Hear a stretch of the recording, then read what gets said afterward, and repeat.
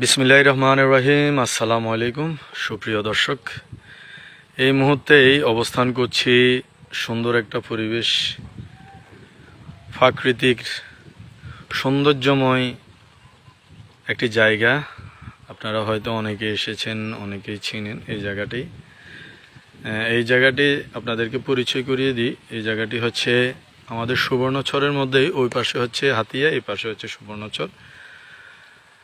এটা হচ্ছে ভূঁইয়ারহাটের পাশেই আলামিন প্রজেক্টের এখানেই হঠাৎ করে ঘুরতে আসা এবং প্রকৃতির যেই মায়াবী রূপ বসে বসে দেখা, এরকম একটা প্লেসে আসলে আসলেই মানুষের মন ভালো হয়ে যায়। আপনারা দেখতে পাচ্ছেন।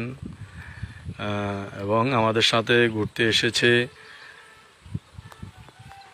নবজাগরণ দলের নোয়াখালী জেলার সাংগঠনিক সম্পাদক, আপনারা দেখতে পাচ্ছেন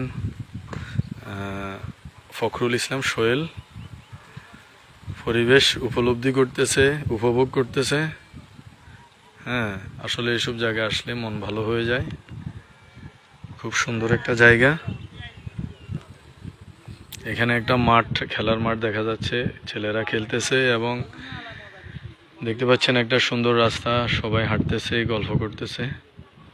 এবং যতই বিকাল ঘনিয়ে আসে ততই এই জায়গায় কোলাহলপূর্ণ হয়, মানুষ আড্ডা দেয়, মন ভালো করে।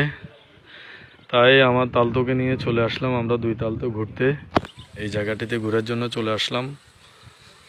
সুন্দর একটি জায়গা। আপনাদেরকে আবারও জানিয়ে রাখি, জায়গাটি হচ্ছে আলামিন প্রজেক্ট ভূঁইয়ারহাট। এবং এই যে আপনারা, এখন খাল হয়ে গেছে, একসময় এটা নদী ছিল, ওই পাশে পুরোটাই নদী ছিল, এটা এখন খাল হয়ে গেছে। খালের ওই পাশটা হচ্ছে হাতিয়া, এই পাশটা হচ্ছে আমাদের সুবর্ণচর উপজেলা, এই পাশটা, ওই পাশটা হচ্ছে হাতিয়া।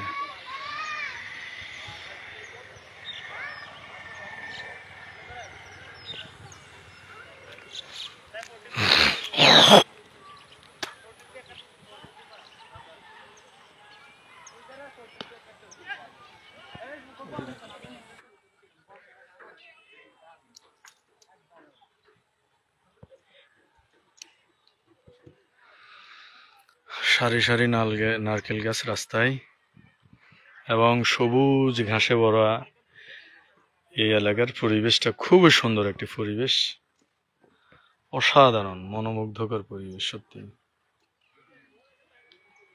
যারা ঘুরতে চায় বিকালবেলা চলে আসবেন, এই জায়গাতে আসলে মন ভালো হয়ে যাবে।